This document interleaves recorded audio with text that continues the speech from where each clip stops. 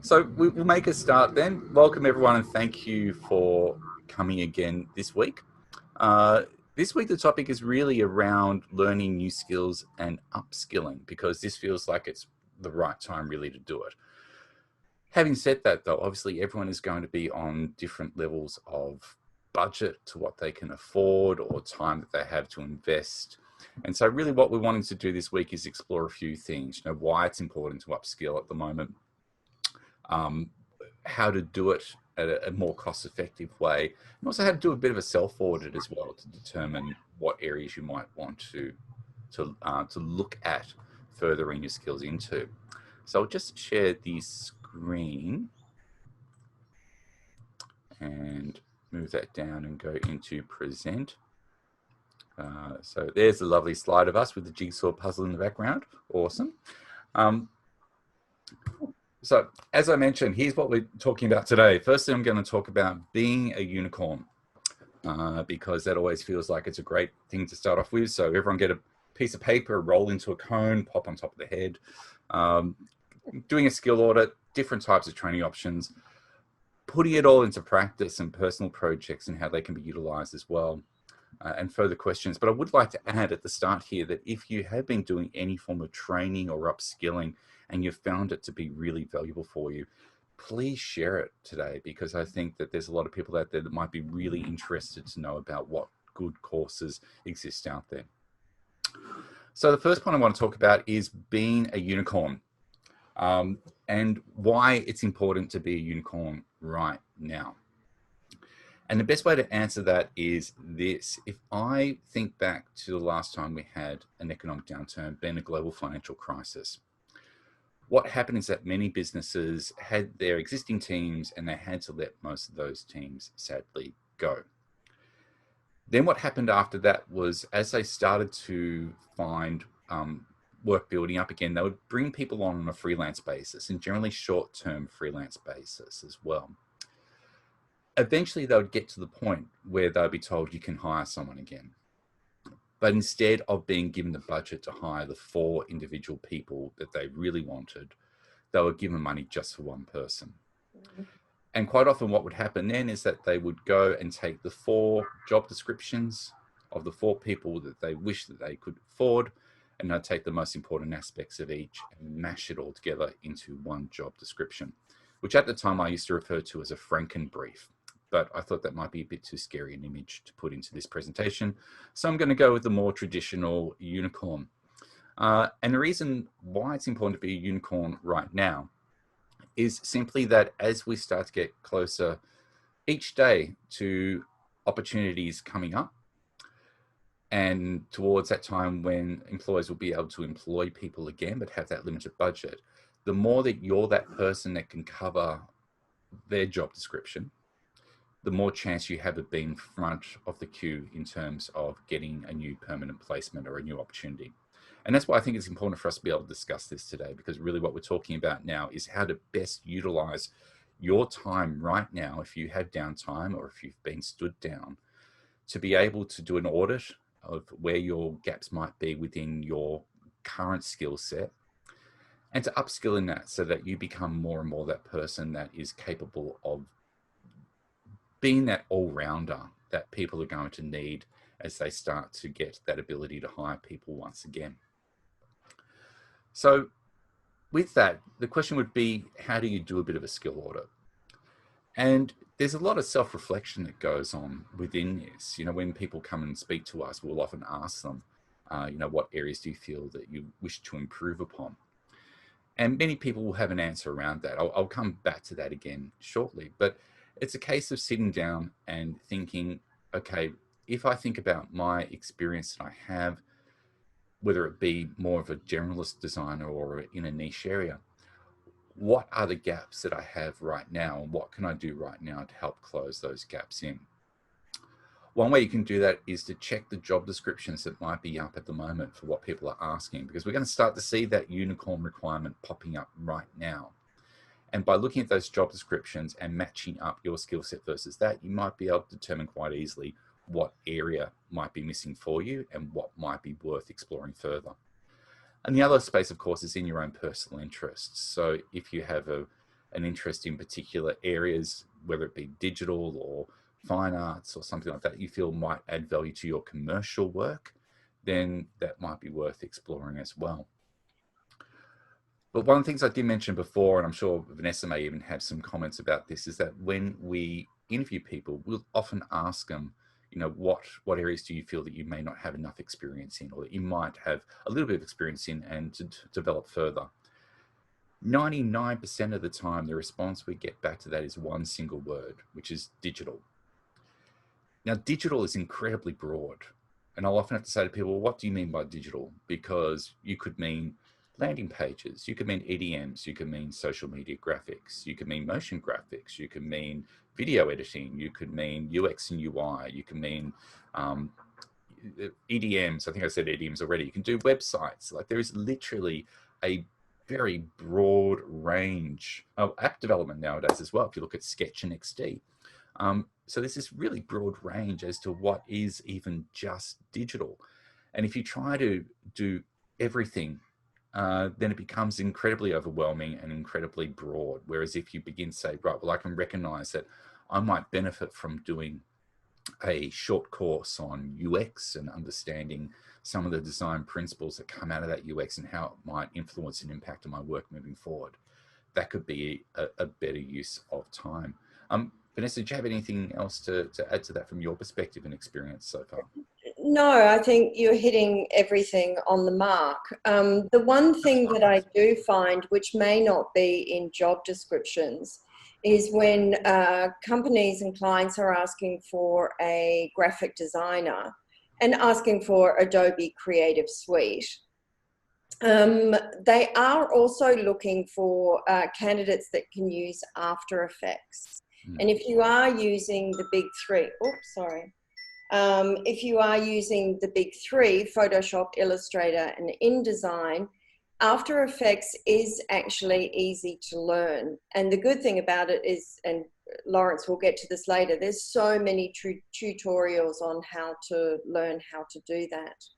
And that really is, that's the one key thing that I'm seeing as a real bonus at the moment, is to learn After Effects. And the conversations that I have with people is like, oh yeah, I touched on it a while ago, or I looked at it and it looked good. But really, After Effects, everything is turning into social or digital, and After Effects is very easy to learn if you know the other three. So yeah, I think that the big challenge nowadays is that he says as a fire truck goes past. What were you saying before? We'll just wait for that. Fire truck will be going past. Just talk amongst yourselves for a second. Righty, okay, great, it's gone. You jinxed it, Vanessa. I know, sorry. Yeah. So one of the things that's important to that is that the people that study multimedia 15 years ago, I think that certificate now is pretty much a piece of paper on the wall and not much else, unless they've invested time in continued professional development. And the problem with technology is that the technology world is moving at such a rapid pace. If you're a print designer, you know, I think the biggest change, revolution we had technology-wise was when we moved from Quark to InDesign back in October 2004. You know, and that was a nightmare back then, because all those people kept phoning for freelancers saying we want someone with InDesign, and no one knew it, of course, because all the freelancers only use Quark. But that was the biggest kind of shift that we had then. Whereas in a digital world, their shifts are happening every 6 months, you know, perhaps even more. And so it's really about keeping on top of all those emerging technologies that are constantly coming forward, and how they may either impact what you do or change what you do as well. And also there's one other point which I know we don't come to later, so I'll say it here so I don't forget. The other thing is that a lot of us will move to perhaps a different industry at the end of this as well. Like if you were in, say, design agencies and advertising agencies, the work may not be available there in the future, and it may be corporate or even government. As we know, government are busy and they are employing and they are using freelancers. Now, a lot of those government and corporate companies use PC. And I don't think there is a huge difference, or it's definitely getting closer, the difference between using Mac and PC. It is in the commands and the way that you save files. So if you are on Mac or you are on PC, it's good to look at tutorials and see what the differences are, because that will just open you up to more opportunities if you're in a Mac world or you're in a PC world. And it doesn't mean that you have to go and get a Mac or a PC. You just need to know what the different commands are. And perhaps if a job is offered to you, then do another refresher course on an actual Mac or a PC if you don't have it. But that also will open up opportunities to you as well. I think there's a few other points to look at here as well. Doing a skill audit can also be sometimes about exploring some of the more bread and butter work that comes through that you may not get. So for instance, since we've had this economic downturn / now officially, the economic downturn now known as recession, I've found that I've had more Microsoft Office jobs coming through. And I know that some of you might be recoiling in horror from your screen right now and wailing, gnashing of teeth, screaming why to the sky. But the reality is that some clients out there really do need people that are experienced with PowerPoint, Word. I don't know why Keynote seems to be such a difficult program to find people who specialize in it, given that it's a Mac native program, but Keynote's another one. These are things that you can do quite easily a fairly short course in. And yeah, there are various levels. It can get quite interesting when you start to get into that macro side of Word. But having even an understanding of this is going to make you more appealing, especially to those corporate and government clients. Government have needs for Microsoft Office always, because they have to make documents that are accessible to people with disabilities. And that often involves Microsoft Word as well. So there's some things to keep in mind. And the last point I'll make on skill audit is that, I honestly believe that any designer out there, any creative out there that's worth their weight takes their continued professional development seriously. And that's not just in terms of, upskilling technically, but upskilling creatively as well. If you don't want to do a course necessarily in UX or a course in Sketch or whatever, perhaps doing a course in something that is going to expand your creativity is worth it considering as well. So with that, different types of training options out there. I've got training doesn't have to be expensive, but of course also there's the old adage that if you pay peanuts, you will get monkeys. So it's really about looking at what kind of budget you may have to do some training options in, and what that looks like for you in terms of time and investment. And I guess also what it is that you want to be able to use it for in the end. The very last point that I've got there, which I'll jump to now, is developing a plan with a timeline and get learning, because now is the right time. Yeah.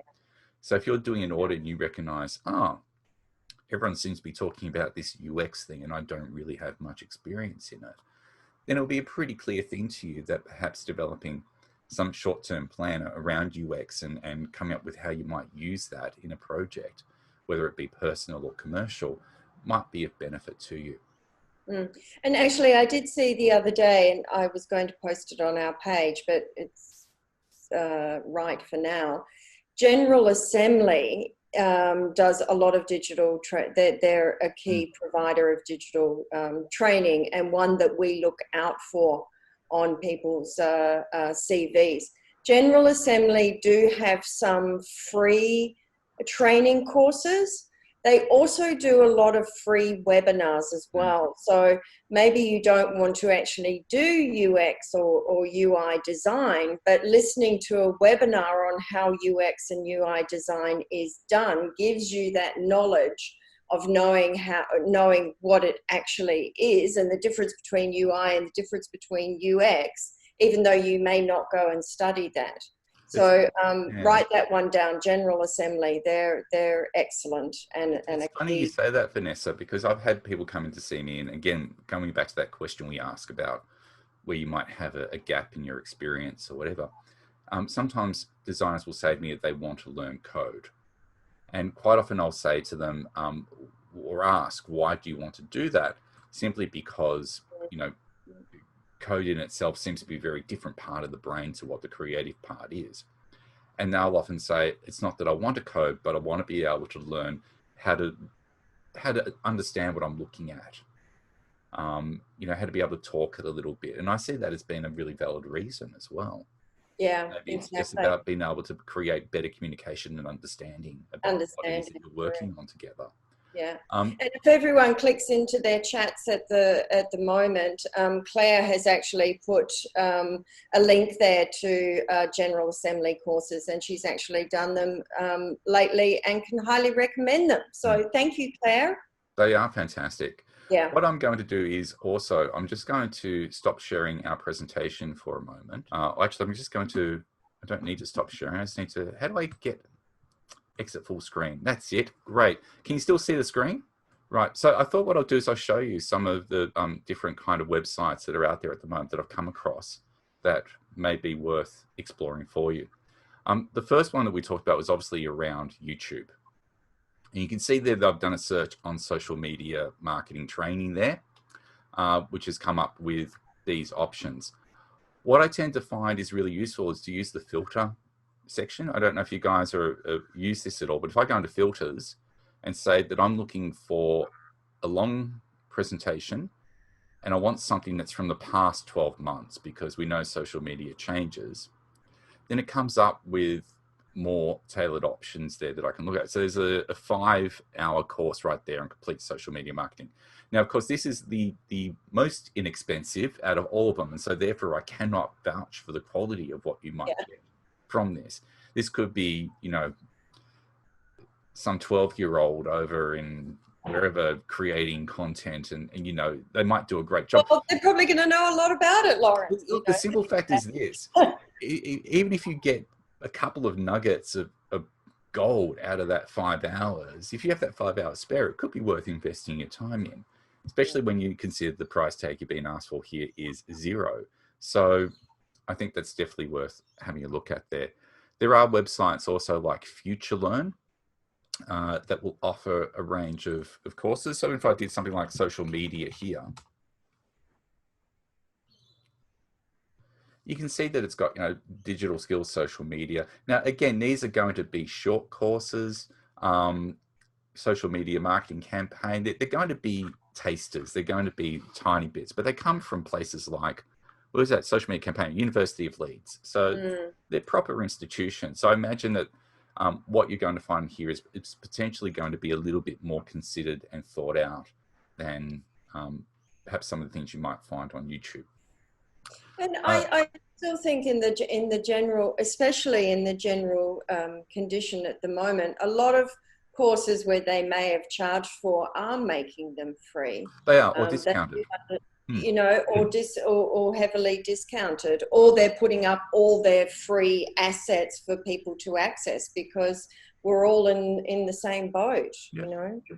Of course, there's places like Lynda, which is now owned by LinkedIn, or it's now called LinkedIn Learning. And so there's heaps of things in there about software development, design, web development, marketing, business. Keep in mind that you might not want to learn about design. You might want to learn about the business side instead. You know, a lot of you guys spend years developing your craft as a designer, but you may not spend years developing your craft as a business person. And so this might be a great time to explore some of that as well. Or you're going permanent to freelance, and how do you run your own desk and invoice and write up invoices and all that sort of stuff? Super interesting. Yep. Someone sending a message through. Oh, that's nice. So what was that? From Belinda? She's, yeah. Oh, you were saying the same thing. Sorry, you were delayed. You go, Lawrence. No, go for it.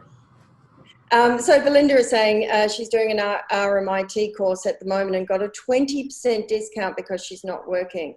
You just need to ask. I agree.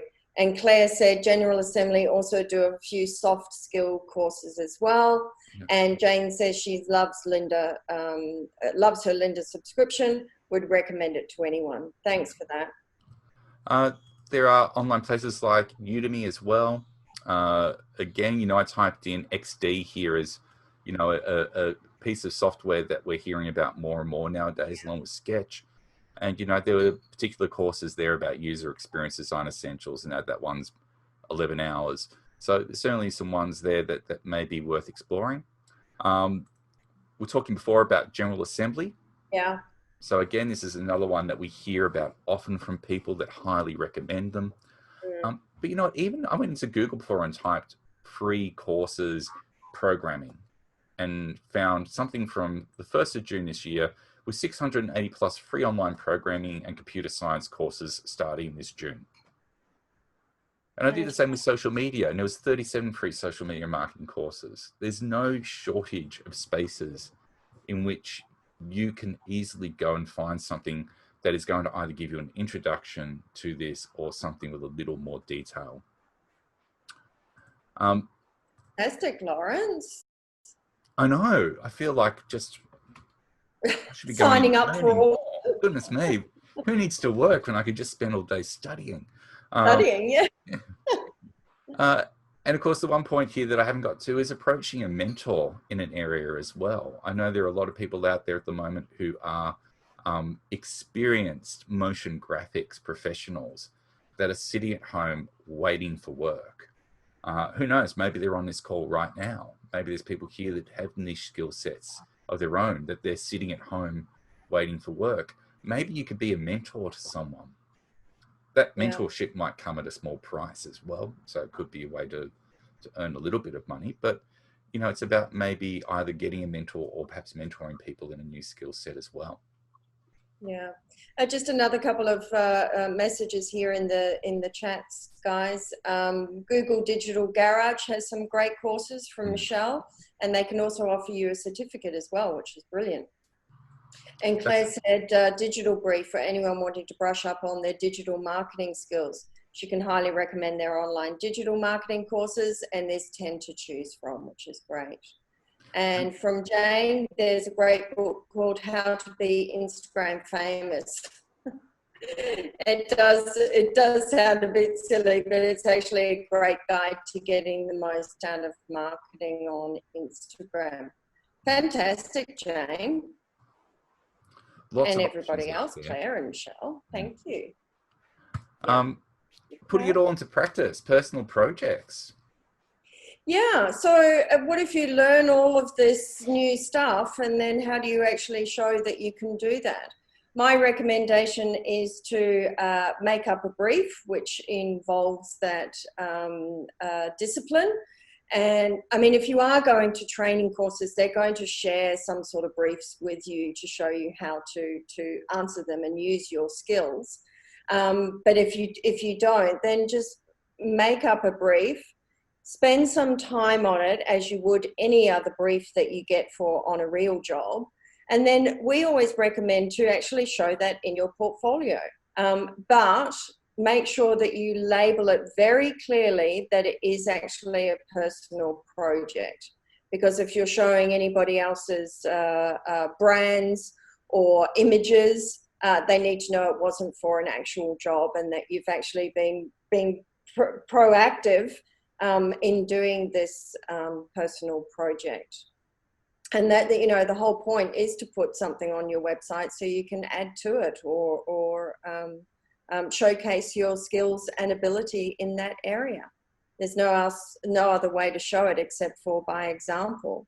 And people will understand, you know, that you can tell them, I've been studying this while in COVID.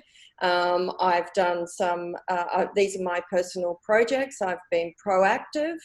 And that goes a long way with, you know, us as recruiters and also clients, because people will understand that you haven't been able to put that into practice in the last 3 to 6 months, you know?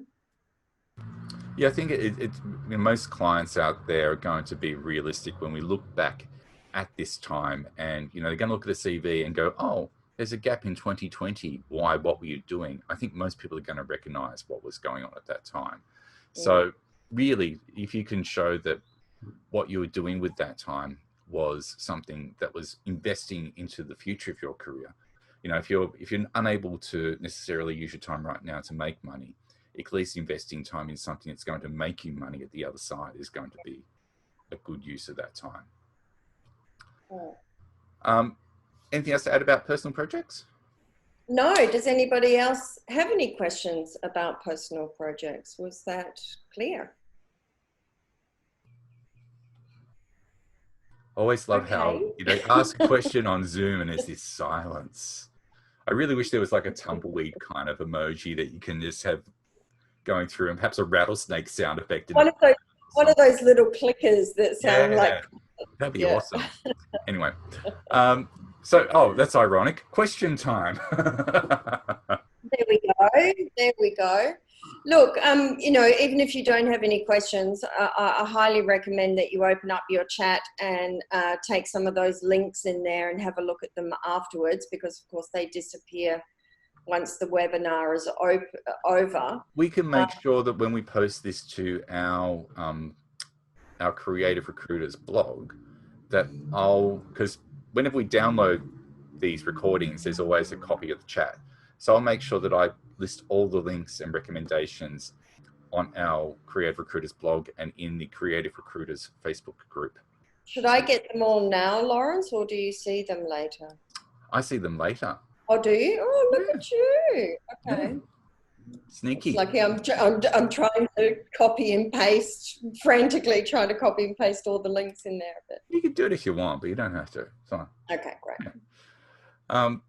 So certainly the question is there, has anyone done any courses you could recommend? Look, you've all been sharing so far the ones that you would recommend.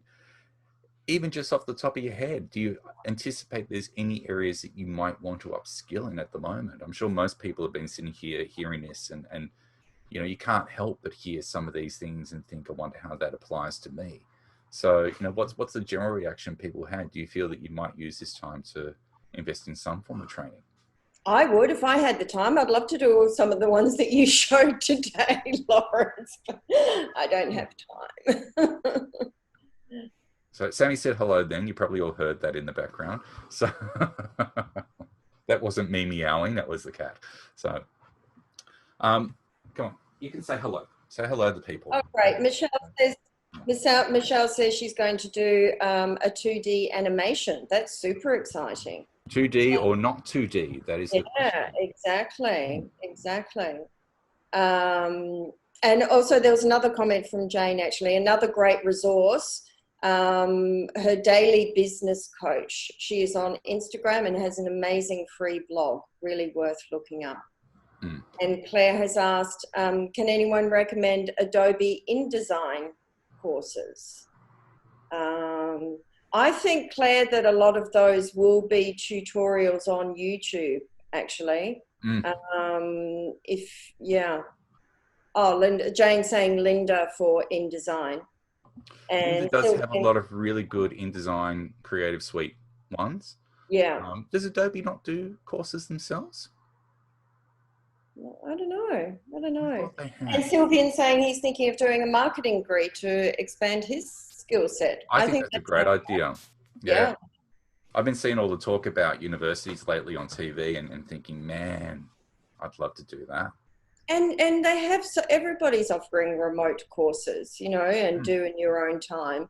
I mean, you were doing one, weren't you, Lawrence? You know, I'm always doing one. In your own time. I'm a bit of a course junkie. I love courses. Always like to learn. Saying Linda does have a basic InDesign, but it also goes into great detail with more technical things like grep styles. I don't even know what a grep style is. I have heard of this. This was something that one of our retail clients was talking about. But also, Liz is going, I need to learn video editing. Everyone seems to be asking for it. Yes, video editing is becoming more and more common. Absolutely. Claire, HubSpot is another great marketing one. As you can tell, I'm a marketer. Claire, you've given us lots of awesome suggestions today. Yeah. Thank you for that. Okay.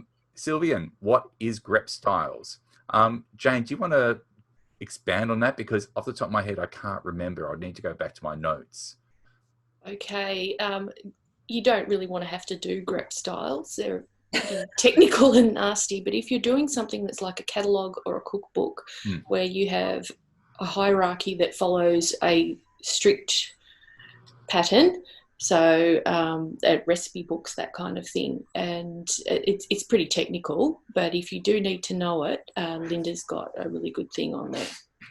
Yeah, no wonder it's for, Greps. you've heard it for retail clients. That makes sense. Yeah. Yeah, and catalogs.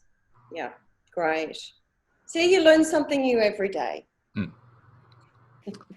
Does anyone have any other questions or any other recommendations?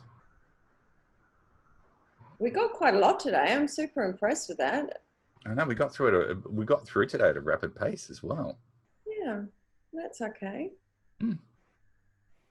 No. Look, obviously, as I mentioned, I'll save the chat after this, and any of the recommendations or links that are in that, I'll make sure is placed into the blog on the Creative Recruiters blog page, or I'll also put them into the Facebook group, which is the Creative Recruiters Virtual Meetup Facebook group that you can find there. Jane, I've been doing a lot on Linda, currently Lightroom processing. Is Linda very expensive? And Belinda's saying, how do I add my skills to my resume? I'm a studio manager doing a course implementing digital marketing campaigns to upskill and move into content production. Don't want to look like I don't want the studio manager job I'm going for. Look, listing all your skills on the resume is great. And of course, you list the ones right up at the top that you are totally proficient at. If you're going for jobs, if you're learning new skills and you're going for jobs that are not asking specifically for that, that's a total bonus when you actually get to interview stage to talk about it or actually get the job to implement it. You know, the skill could not be in your role, but that could be a huge bonus once you actually get to the office and somebody asks, can this be done? And you can actually do it or know about it. So yeah, I hope I've answered that for you. Okay, Belinda, would you agree, Lawrence? Yeah, I agree on that. Look, at the end of the day, they're going, if for those sort of roles, they're going to look at your prior experience first and foremost. As I said before, though, I think anyone who is serious about their career takes professional development seriously as well. And so I think, you know, if they can see that you do take that seriously, it shows that you're prepared to learn new things, and that says a lot about you as well. So I think just, you know, continue to do the courses and list them on the CV, and that will work in your favor.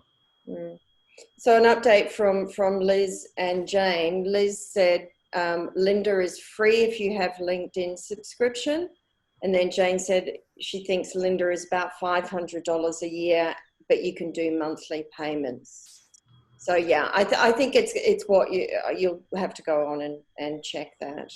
Okay. Claire, I used the courses I've done in my other information section on my resume. That's also a good place to have it. Yep. You can either list it under the resume as courses or professional development or something like that. And you know, it just implies that you want to continue learning, which I think is a valuable trait to have. And Jane said, I recently stumbled onto bullet journaling. I bought the book, but there is a lot on YouTube. It's great for planning, self-reflection, and goal setting. So get that one first before deciding which skills to get. You're a fountain of information, Jane. I might have to, I don't know if I've heard of bullet journaling either, so I might have to check that out and see what it is. Yeah. Thanks, everybody. That's great. Really great. Nearly every single person has contributed. So thank you very much for that. Should we move to the next page if people want to contact us, Lawrence? Oh, yes, that's right. Yes, these are our email addresses. Ta-da! So yeah, if you do have any questions or anything, please feel free to shoot us an email. And we'll be able to get back to you in due course. So see what I did there? I went course into it. You're really so good, Lauren. Dad jokes are not on point today. So, okay. But that's it. Thanks, everyone, for coming. It's awesome. And just moving forward, we're thinking of doing this every second week. Things are starting to get busier again, so we need to yeah, be able to make sure we're putting our energies into actually working. filling jobs, which is what we're meant to do. Oh, So, Yeah. however, we will be back in a fortnight. If there's any particular topic you'd like to see us discuss, please feel free to send it through, because that way we can make sure that we're creating content that is actually of value to you. And thanks for all your thanks. They're appreciated. Excellent. Okay, guys, Thank you. have a great rest of the week, and we'll see you in a fortnight. Yeah. Thank you. Bye.